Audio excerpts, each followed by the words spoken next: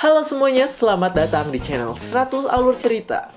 Jadi gini guys, buat kalian yang mau nonton chapter terbaru, mungkin nanti bakal saya up di channel terbaru, karena channel ini ada sedikit masalah. Dan channel terbaru sudah saya siapkan di deskripsi sekaligus di komentar. Untuk channel terbarunya masih rekapan, tapi yang terbaru sudah ada di sana duluan. Dan ya, mohon maaf atas ketidaknyamanannya, tapi saya bakal tetap coba ngasih yang terbaik buat kalian. Jadi jangan lupa tonton di channel baru, dan jangan lupa like, comment, subscribe-nya juga. By the way, video ini adalah video ulang dari channel sebelah yang terbaru. Jadi buat kalian yang udah nonton di channel sebelah, saya ucapkan terima kasih dan boleh skip aja. Tapi kalau mau menikmati, saya silahkan. Oke, selamat menikmati. Oke, kita mulai ke pembahasan cerita terbaru dari Batang 99+. Cerita dimulai dengan flashback ke masa ketika Jiwo mendapatkan apartemen pertamanya. Dan di sana ia bertemu dengan Han Sarang lalu memberikannya Indomie sebagai tanda penyambung tali silaturahmi. Wajah Han Sarang memang tidak asing bagi Jiwo. Dia seakan-akan sudah pernah bertemu dengannya dan memang sudah sering bertemu. Jiwo berpikir kalau Han Sarang adalah sosok asli Kyoka yang menjadi teman mabarnya di Chrono Life. Jiwo sebetulnya merasa curiga dan ingin memastikan apakah dia Kyoka atau bukan. Tetapi Jiwo merasa ragu karena takut dia salah orang. Pertemuan Jiwo saat itu hanya sebatas sebagai tetangga dan tidak ada percakapan seterusnya. Namun fakta yang sebenarnya terungkap. Jiwo tentu kaget mengetahui kebenaran bahwa Kyoka memanglah Han Sarang. Jiwo masih merasa tidak percaya. Beberapa player lain memandang ke arah Kyoka dengan tampang tidak percaya juga. Mereka seolah-olah bertemu dengan sosok idola yang difavoritkan oleh masyarakat yang ternyata jadi player di Chrono Life. Kyoka alias Han Sarang tidak bisa menyembunyikan identitasnya lebih lama lagi. Terlebih lagi banyak orang yang sudah tampak curiga dan kepo terhadap dirinya. Dengan tegas ia membocorkan identitas aslinya di hadapan publik dan mengakui bahwa dirinya adalah Han Sarang. Setelah kejadian itu, Kyoka tanpa banyak cincong keluar langsung dari Chrono Life. Manajer Kyoka tiba-tiba datang menghampiri dirinya dan Kyoka langsung dibentak habis-habisan. Tindakan Kyoka yang telah membongkar identitasnya membuat manajernya marah besar. Dia berkata dengan ketus, "Kyoka, apakah kau sudah gila? Kenapa kau mengungkapkan identitas aslimu di hadapan player lain?" Manajernya kemudian menjelaskan panjang lebar bahwa perbuatan Kyoka sudah membuat nama dirinya viral di media sosial.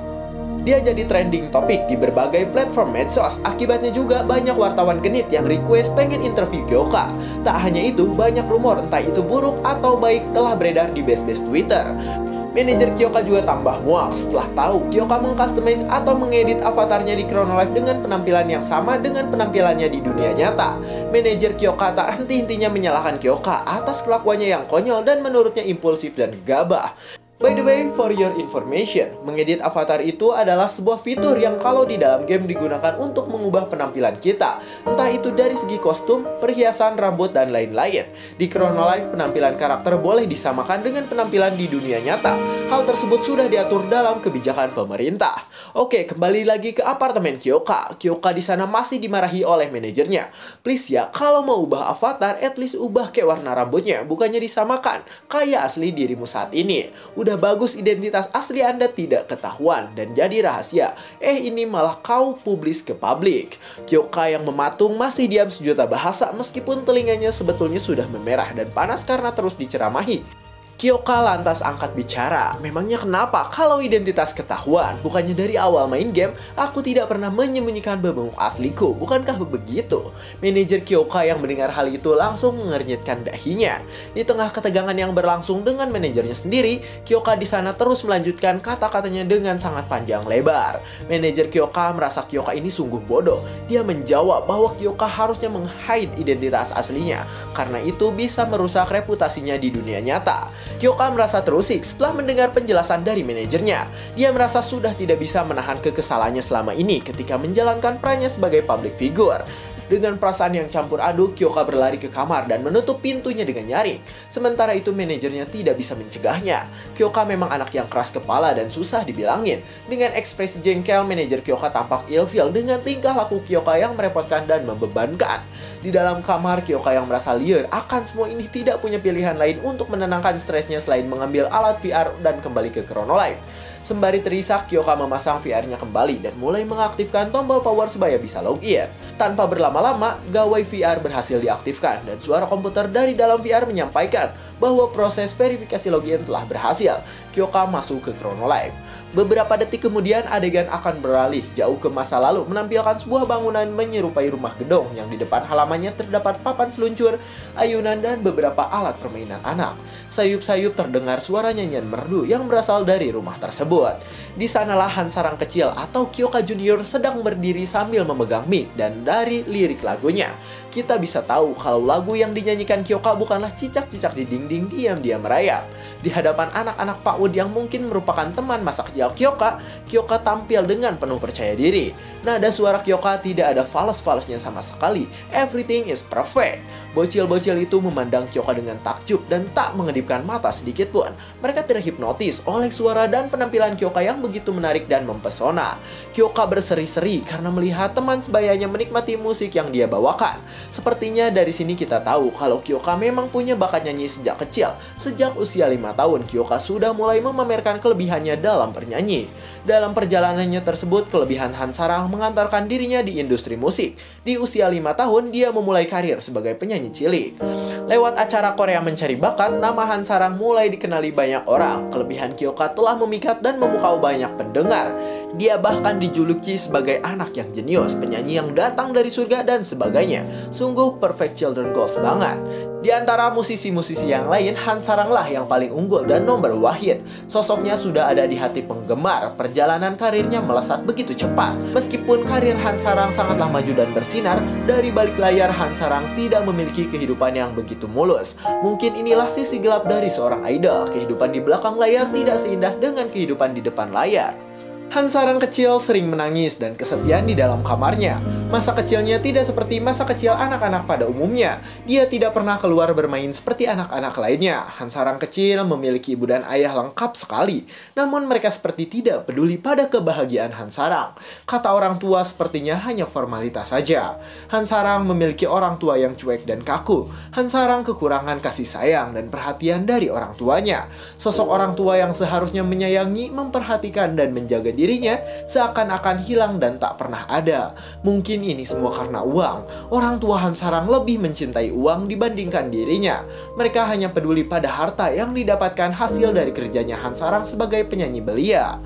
Faktanya kehidupan Hansarang tidaklah sesempurna yang orang-orang pikirkan dan bayangkan. Dan inilah salah satu sisi gelap dari dunia industri hiburan. Mungkin banyak anak di luar sana bertalenta yang memiliki bakat seperti Hansarang. Mereka begitu populer, disukai banyak orang karena karya-karya mereka begitu fenomenal dan laku. Tetapi tidak ada yang tahu tentang apa yang sebenarnya terjadi di belakang panggung. Para fans hanya tahu bahwa idola mereka begitu cantik, tampan, dan bertalenta. Menjadi idol dan menggait popularitas tentu bukanlah hal yang mudah bagi kebanyakan orang. Tentu mesti ada sesuatu yang dikorbankan, dan kadang hal yang dikorbankan itu adalah hal yang sepatutnya tak dikorbankan. Hansarang di masa kecil menghabiskan waktunya sampai sekarang untuk bernyanyi. Tidak ada masa kecil yang benar-benar menyenangkan. Masuk ke industri hiburan telah merenggut segalanya. Orang tuanya begitu juga masa kecilnya. Semasa kecil Hansarang dipaksa kerja rodi dan lembur bagai kuda. Dia diperlakukan selayaknya budak yang tak pernah diberi waktu untuk istirahat atau healing sejenak. Setiap hari dia harus hadir di berbagai acara bergengsi. Dia diperintahkan harus bekerja sepanjang hari. Dia wajib mengisi banyak acara, menghadiri talk show, platform, pemotretan, dan hal itu terus berulang tiada henti. Hansarang tak pernah melewatkan satu acara apapun. Dia hidup dengan jadwal yang sangat ketat, dan schedule-nya itu tentu saja dibuat oleh orang tuanya yang strict. Hansarang kecil sebetulnya sudah lelah melakukan hal ini itu. Dia lelah terus bernyanyi dan bernyanyi. Bahkan dia tak segan menangis di depan ibu dan ayahnya. Namun mereka terus mendorong Hansarang untuk tidak berhenti. Ayo nak, kau pasti bisa. Orang tua Hansarang selalu saja bisa membuat hati Hansarang kecil luluh. Mereka terus mengatakan, kami tetap mencintaimu. Mereka mencintai Hansarang karena Hansarang merupakan pendulang rupiah. Hansarang kecil tetap menuruti kemauan orang tuanya. Dia terpaksa menurut. Hansarang kecil tidak tahu harus berbuat apa. Meskipun hal itu membuatnya menderita, Hansarang tetap tampil seperti biasa. Dia tak menunjukkan perasaannya yang sebenarnya. Dia tetap tersenyum seolah-olah tidak ada yang terjadi pada dirinya. Kerakusan orang tua Hansarang telah mengubahnya menjadi pribadi yang menerima apapun yang dilakukan orang tua kepadanya. Dia menjalankan profesinya dengan baik, mencentang semua jadwal yang ditetapkan orang tua pada dirinya, bernyanyi di hadapan penggemarnya. Namun Hansarang masihlah anak-anak, setiap kemampuan yang dimiliki manusia pasti ada batasannya. Suatu hari Hansarang kecil disuruh nyanyi untuk mengisi acara besar yang disiarkan secara langsung di salah satu siaran broadcast yang terkenal dengan acara rating tinggi. Dia berdiri di atas panggung yang cukup besar. Sambil bergetar memegang mic, suara dan Hansarang terbata-bata. Dia seperti kesulitan untuk mulai bernyanyi, seakan-akan ada yang mengganjal di kerongkongannya. Wajahnya banjir oleh keringat. Pikiran Hansarang kalang kabut. Dia mendadak merasakan ketakutan dan overthinking yang amat besar. Takut performanya tidak berjalan dengan baik, takut dia mempermalukan kedua orang tuanya. Di bawah tekanan untuk selalu tampil dengan sempurna, Hansarang kecil diliputi rasa kecemasan. Pikiran buruk itu terus berdatangan. Hansarang ingin mengeluarkan nyanyiannya, tapi mulutnya tertutup rapat dan tenggorokannya semakin tercekat. Hal ini menjadi penanda bahwa Hansarang sudah tidak kuat lagi. Sampai pada akhirnya ketika kamera sudah rolling action dan para kru sudah merekam gambar Hansarang, Hansarang menunduk dan dia tiba-tiba muntah. Para kru yang tengah merekam Hansarang terbelalak ngeri setelah melihat Hansarang muntah seperti berak. Benar-benar menjijikan. Orang tua Hansarang sama kagetnya seperti para kru. Mereka tidak menyangka anaknya sendiri akan mempermalukan orang tuanya di hadapan publik.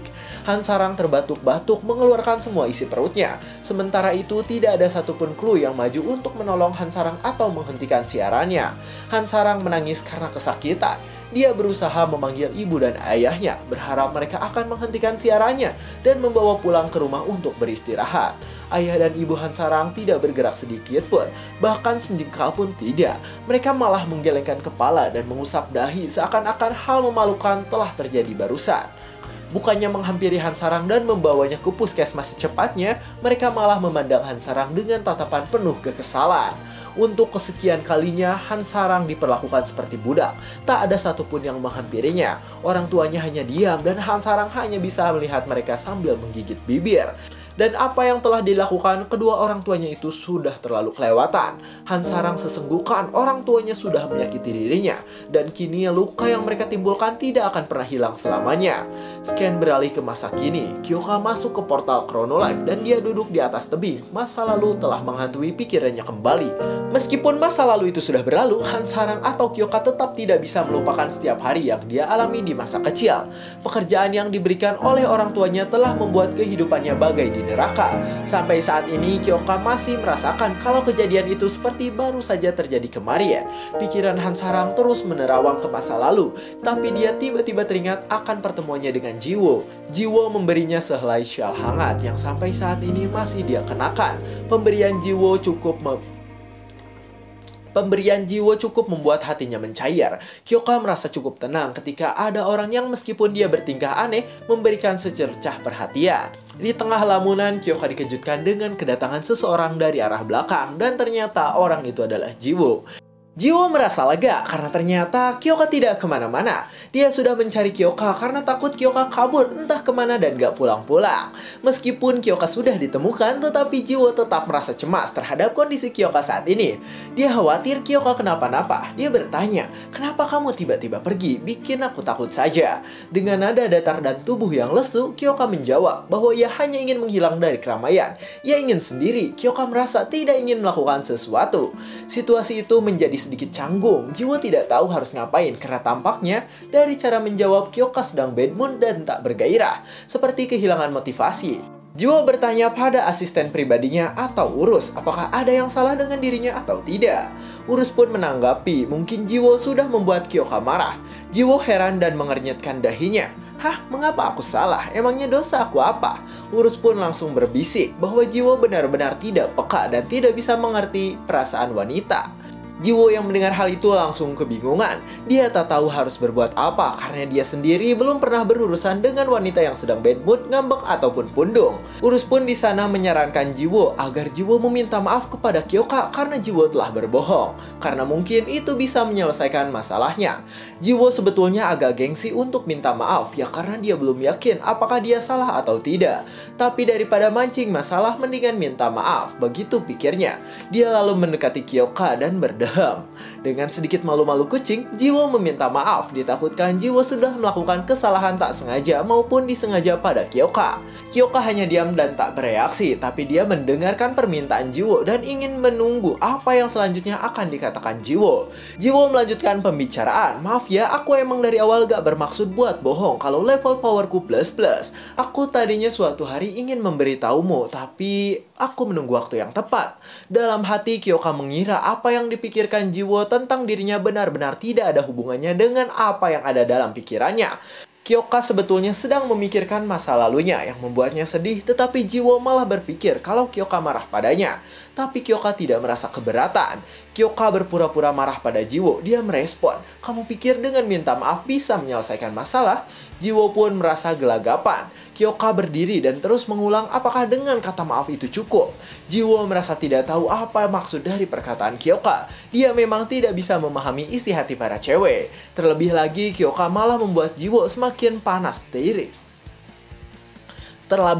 Terlebih lagi, Kyoka malah membuat Jiwo semakin panas tiris. Mendadak suara kepakan sayap burung terdengar di depan Jiwo. Dia terkejut atas apa yang dia lihat di hadapannya. Dari atas langit, seekor burung elang melesat turun tepat di tempat Kyoka berdiri tadi.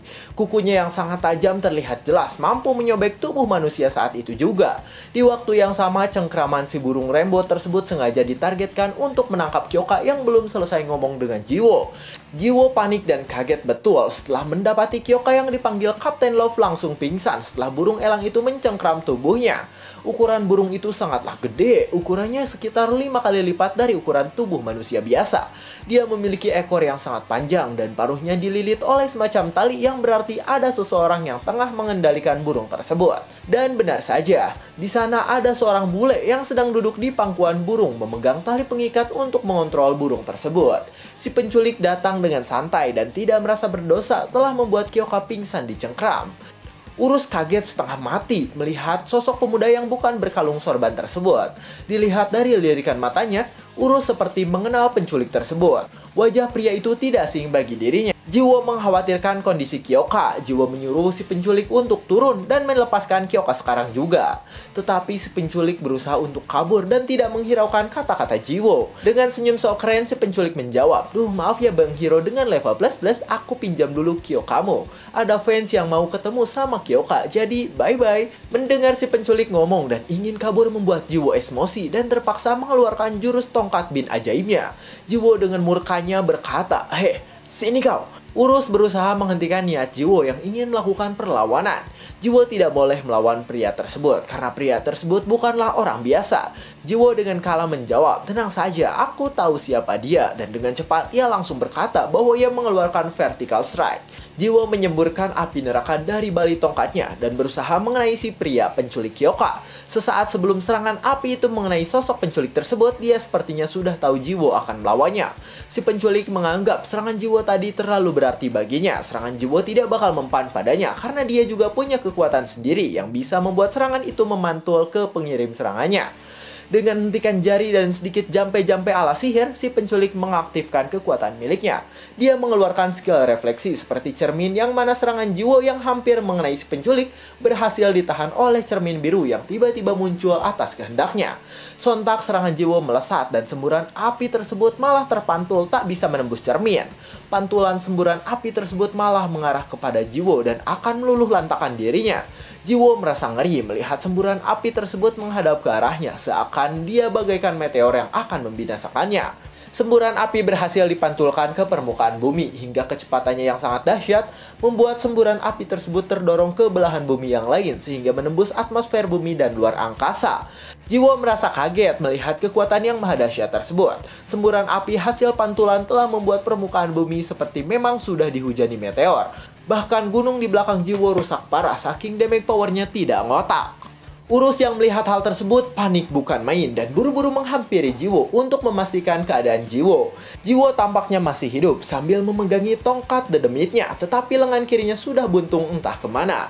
Dari balik notifikasi, Jiwo mengalami luka parah dan HP-nya drop total akibat semburan api yang mengenai dirinya tadi. Beruntungnya Jiwo memiliki kekuatan spesial, dia mengaktifkan healing factor yang membuat tubuhnya beregenerasi menjadi normal seperti semula dan HP-nya terregen kembali. Jiwo kesal melihat penculik itu berhasil membawa kabur Kyoka. Jiwo merasa kehadiran penculik tadi akan mengancam keselamatan Kyoka. Urus menjelaskan bahwa apa yang sudah dia bilang adalah kebenaran. Dia mengatakan bahwa orang yang menculik Kyoka bukanlah orang yang biasa-biasa saja. Urus memberitahu kalau penculik cool yang meresahkan tersebut adalah Haba Baik. Haba Baik adalah kreatur seperti halnya asisten pribadi Jiwo atau Urus dalam game, dan dia sangat overpower. Setelah mendengar penjelasan dari Urus, Jiwo hanya heran kenapa penculik itu bebenguknya tidak sama seperti Urus yang kecil, jelek, berbau, dan jamuran. Asisten Jiwo atau Urus merasa tersinggung, tapi ya sudahlah. Dalam perjalanan ke suatu tujuan, Haba Baik melihat benda seperti bagian dari liontin mulai retak. Kemungkinan liontin itu retak karena sudah menahan serangan dari Jiwo yang sangat-sangat tidak ngotak. Sebelumnya sudah ada orang yang mampu membuat bagian liontin ini retak, jadi Jiwo bukanlah orang yang pertama. Seperti bagian liontin itu adalah sumber dari kekuatan Haba Baik. Di sana Haba Baik memperhatikan Kyoka. Dia menganggap Kyoka sangatlah lemah dan tidak pantas memiliki sesuatu yang menjadi bagian dari Tuhan. Beberapa saat kemudian, Kyoka dibawa ke suatu menara bolong di tengah hutan bagian barat. Dia disekap oleh Haba Baik. Saat sadarkan diri, Kyoka ngamuk karena tidak terima diculik seperti ini. Kyoka merasa tersudut karena sekarang dia tidak tahu sedang berada di mana, jam berapa sekarang, dan bagaimana dengan kelanjutan percakapan dengan Jiwo tadi. Kyoka bertanya apa mau Haba Baik dan siapa tentang dirinya itu. Apalagi Kyoka juga kaget karena dia diculik oleh burung gede berukuran raksasa. Kyoka dengan ketus meminta Haba Baik menjelaskan apa yang sebenarnya terjadi. Kyoka tidak tahu apa tujuan Haba Baik menculik dirinya. Apalagi Kyoka merasa tidak punya hubungan dengan Haba Baik. Haba Baik berusaha menenangkan Kyoka yang sedang panik dan merasa terancam atas kehadirannya. Haba Baik menyuruh Kyoka untuk tidak berburuk sangka dulu karena Haba Baik tidak berniat ingin menyakiti Kyoka. Haba Baik menyampaikan alasannya menculik Kyoka. Tenang si Sansara, aku nyulik kamu karena ada orang yang pengen silaturahmi sama kamu. Bentar, akan aku panggilkan.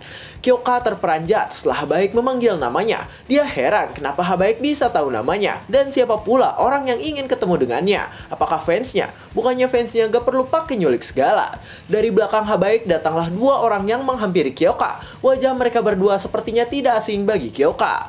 Kyoka terpaku dan tidak percaya dengan siapa yang dia lihat. Setelah bertahun-tahun berusaha menutupi kenangan buruknya di masa lalu, orang yang ternyata sekarang ingin bertemu dengannya tak lain adalah orang tuanya sendiri. Kyoka teringat masa lalu melihat kedua orang tua yang ada di depannya, dan ternyata kedua orang tua itu malah membuka luka lama di masa lalu. Dan cerita pun bersambung, anjay.